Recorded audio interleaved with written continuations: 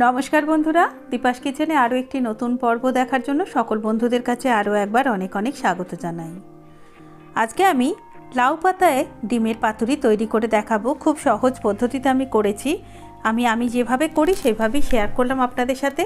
প্রথমে একটা গ্যাসের মধ্যে কড়াই বসিয়ে দিয়ে জল দিয়ে দিলাম কিছুটা, তাতে নুন দিয়ে দিলাম। আমি একটু বড় বড় দেখে কয়েকটা লাউ পাতা নিয়ে নিয়েছি। আর এই লাউ পাতা বা কুমড়ো পাতায় যদি এটা করা হয় তাহলে লাউ পাতা বা কুমড়ো পাতাটা কিন্তু আমরা খেয়ে নিতে পারি।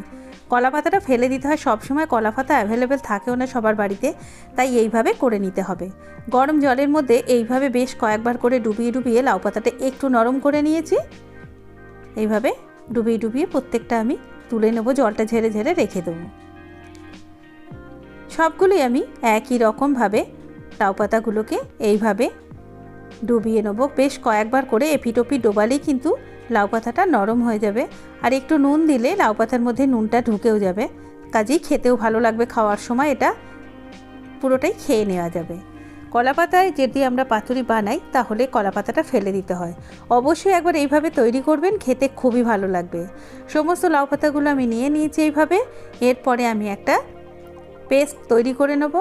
তার আগে আমি এখানে সেদ্ধ ডিম নিয়ে নিয়েছি 3টে। ডিমগুলোকে আমি আধখানা করে কেটে নেব।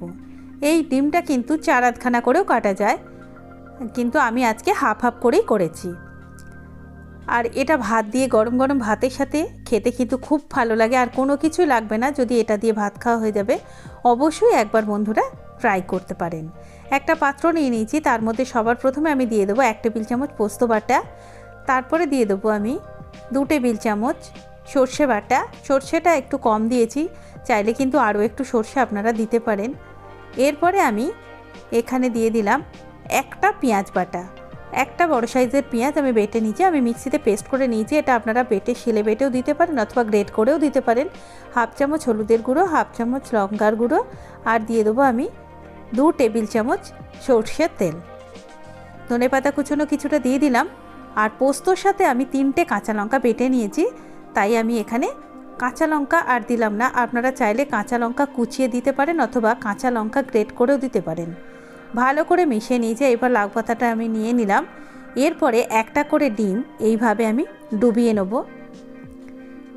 ডুবিয়ে নিয়ে মশলাটাকে আর ভালো করে এর মধ্যে উপরে দিয়ে দেবো। ভালো করে মশলাটা দেওয়া হয়ে গেলে ওপর থেকে একটা চেরা কাঁচা লঙ্কা দিয়ে দেবো আর একটুখানি ধনেপাতা কুচনো দিয়ে দেবো। এরপরে আস্তে আস্তে এদিক থেকে ওদিক পুরোপুরি মুড়ে দিয়ে এটাকে একটা সুতোর সাহায্যে বেঁধে দেবো।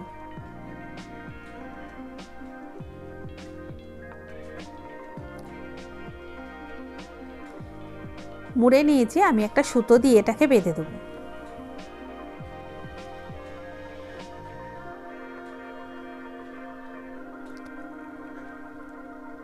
অবশ্যই একবার তৈরি করবেন, আর কেমন লাগলো কমেন্ট করে আমাকে জানাবেন। আর আপনারা কে কোথায় থেকে আমার ভিডিওটা দেখছেন সেটাও অবশ্যই করে আমাকে জানিয়ে দেবেন। তারপরে এটাকে ভালো করে বেঁধে দিয়েছি। একই রকমভাবেই কিন্তু আমি প্রত্যেকটাই তৈরি করে নেব। আর এটা চাইলে জলের মধ্যে ভাপিয়েও আপনারা করতে পারেন। আমি একটু অন্য প্রসেস ফলো করেছি, কারণ আমি এটা চটজলদিতে কী করে তৈরি করে নেওয়া যায় সেটাই দেখিয়েছি। আর খুব সহজভাবে 10 থেকে 12 মিনিটের মধ্যেই কিন্তু আপনি এটা তৈরি করে ফেলতে পারবেন, তাই জন্য আমি সেই প্রসেসটাই দেখিয়েছি। সবগুলো আমার তৈরি করা হয়ে গেছে। একই রকমভাবে আমি সব কটা তৈরি করে গ্যাসের মধ্যে একটা কড়াই বসিয়ে তাতে 1 টেবিল চামচ তেল দিয়েছি। তেলটা দেওয়ার পরে পাতুরিগুলোকে একটা একটা করে এর মধ্যে বসিয়ে দেব। এই প্রসেসে যদি আপনি করেন এটা খুব সহজ পদ্ধতি এবং খুব তাড়াতাড়ি হয়ে যায়, খেতে কিন্তু খুবই ভালো লাগে। একবার ট্রাই করে অন্তত দেখতে পারেন। ঢাকা দিয়ে রেখে দেবো 10 মিনিটের জন্য।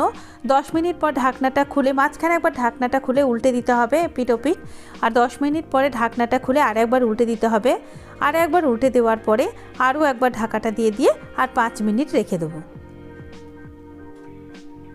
আর একবার ঢাকনাটা আমি বন্ধ করে দিলাম, আর বন্ধ করে দিয়ে আরও 5 মিনিটের জন্য আমি রেখে দিলাম। 5 মিনিট বাদেই কিন্তু আমার তৈরি হয়ে যাবে। তৈরি হয়ে গেছে দেখুন, একেবারে গরম গরম সার্ভ করে দেবো। বন্ধুরা, আমার ভিডিওটা ভালো লেগে থাকলে লাইক শেয়ার কমেন্ট করার জন্য অনুরোধ করলাম। ভালো লাগলে ফ্রেন্ডস আর ফ্যামিলি সার্কেলে শেয়ার করার জন্য আরও একবার অনুরোধ করলাম।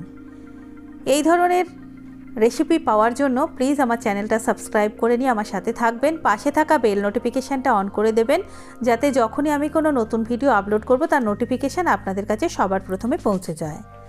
দেখুন কতটা সুন্দরভাবে তৈরি হয়েছে, আর লাউ পাতাটাও কতটা নরম হয়ে গেছে। কাজে লাউ পাতাটাও আমরা কিন্তু ভাত দিয়ে খেয়ে নিতে পারবো। গরম গরম ভাতের সাথে সার্ভ করে দিলে কিন্তু খেতে অসাধারণ লাগবে। তৈরি করুন, এনজয় করুন, ভালো লাগলে লাইক শেয়ার করুন, আর খুব ভালো থাকবেন। খুব তাড়াতাড়ি আবার ফিরে আসবো নতুন কোনো ভিডিও নিয়ে। আর এতক্ষণ আমার সঙ্গে থাকার জন্য অনেক অনেক ধন্যবাদ।